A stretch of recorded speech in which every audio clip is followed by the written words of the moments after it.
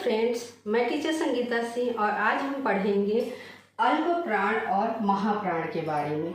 अल्प प्राण और महाप्राण क्या होते हैं? उच्चारण के अनुसार से व्यंजन के भेद होते हैं। तो उच्चारण के अनुसार से व्यंजन के कितने भेद होते हैं? दो भेद होते हैं। एक होता है अल्प प्राण, दूसरा क्या होता है? महाप्राण होता है। अल्प प्राण और महाप्राण को समझने से पहले स्वर और व्यंजन को हम क्या कर लेते हैं? लिख लेते हैं, जिससे हमको अल्प प्राण और महाप्राण को समझने में क्या पड़ेगी? आसानी पड़ेगी। तो सबसे पहले हम किसको लिख लेते हैं? स्वर को लिख लेते हैं। स्वर कौन कौन से होते हैं? आ, ई, उ, ऋषि, ए,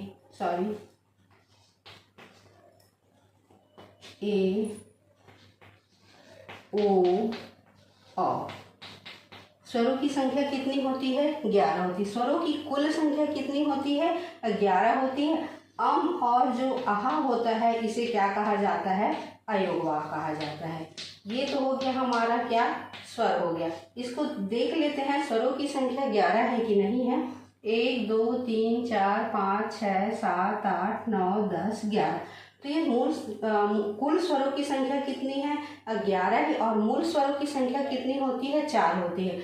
अ, ई, उ और ऋषि, ये जो है वो 4 क्या होते हैं? मूल स्वर होते हैं। और बाकी जो 7 बचे होते हैं, आ, ई, उ, ए, ओ, औ, ये क्या होते हैं? दीर्घ स्वर होते हैं। अम और आह क्या होते हैं? अयोगवाह होते हैं। अब हम इनको देख लेते हैं, व्यंजन को देख लेते हैं। मेन हमको पढ़ना क्या है? व्यंजन को ही पढ़ना है, इसलिए हमको उसको क्या करना है? लिख करके भी देख लेना है। और इसी तरह पर हम क्या करेंगे? अल्प प्राण और महाप्राण को क्या करेंगे? निकालेंगे। क्योंकि अल्प प्राण और महाप्राण क्या होते हैं? व्यंजन के जो है वो भेद होते हैं उच्चारण के अनुसार से। तो चलिए व्यंजन को लिख लेते हैं। व्यंजन को यहाँ पर इससे पहले मैं और वीडियो बना चुकी हूँ, लेकिन यहाँ पर मैं थोड़ा सा आप लोगों की सहायता की वजह से क्या कर रही हूँ, इसको जो मैं फिर से लिख रही हूँ। तो इसको मैं क्या करती हूँ? वर्ग के हिसाब से क्या करते जाती हूँ? मैं लिखते जाती हूँ। क वर्ग, च वर्ग, ट वर्ग, त वर्ग और प वर्ग। यह प वर्ग जो है वो, या पांचों वर्ग जो है वो, पांचों वर्ग में जो है वो क्या होते हैं? 5 पर जो है वो वर्ण या अक्षर होते हैं। क्या होते हैं? क, ख, ग, घ, अंग, च, छ, ज, झ, ञ। ट वर्ग में देख लेते हैं। ट, ठ, ड, ढ, अड़ा। त वर्ग में देख लेते हैं। त, थ, द, ध, न। प वर्ग में देख लेते हैं। प, फ, ब, भ, म। साथ ही अंतस्थ व्यंजन होते हैं। य, र, ल, व। उष्म व्यंजन होते हैं। श,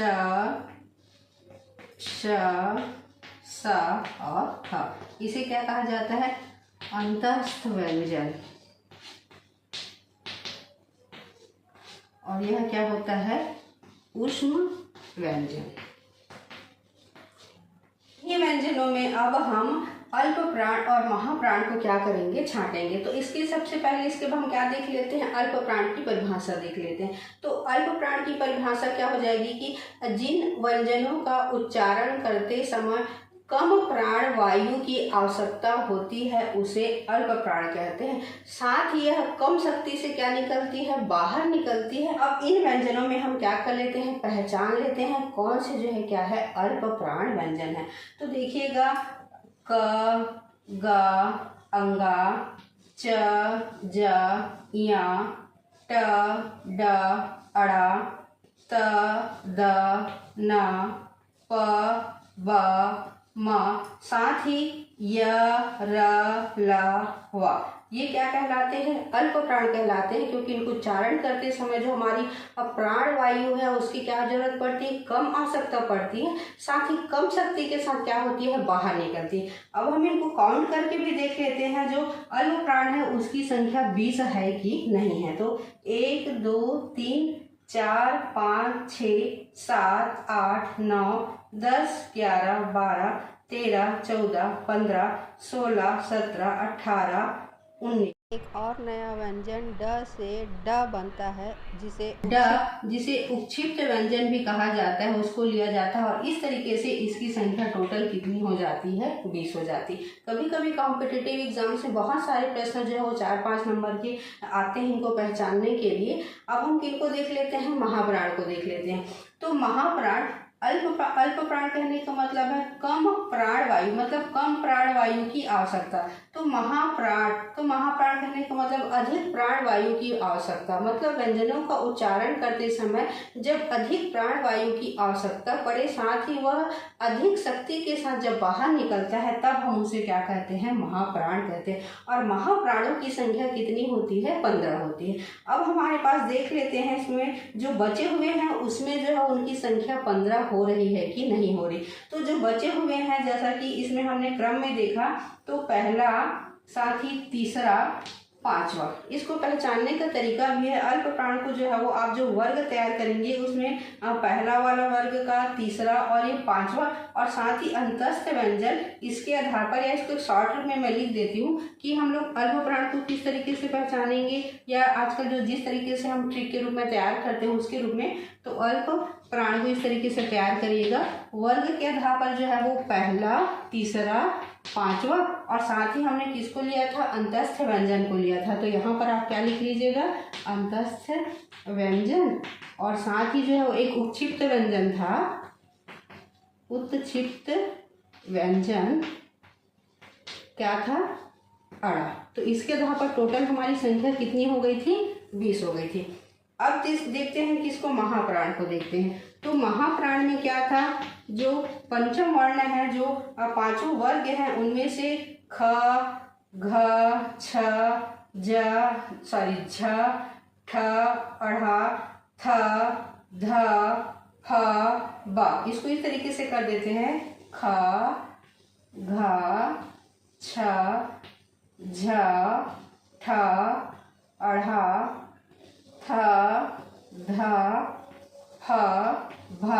साथ ही जो ये उष्म व्यंजन है किसके अंतर्गत आते हैं? महाप्राण के अंतर्गत आते हैं। अब इनको भी हम क्या कर लेते हैं? काउंट कर लेते हैं। 1, 2, 3, 4, 5, 6, 7, 8, 9 और 10। और साथ ही हमारे क्या है यहाँ पर जो है वो 4 जो है वो उष्म व्यंजन है, और एक क्या है? ढ से जो है उच्छिष्ट व्यंजन बनता है, वह क्या हो जाएगा? किसके अंतर्गत आ जाएगा? महाप्राण के अंतर्गत हो जाएगा। इस प्रकार इसकी संख्या कितनी हो जाएगी? 15 हो जाएगी। इसको भी लिख लेते हैं जैसे हमने ट्रिक से अपनाया था।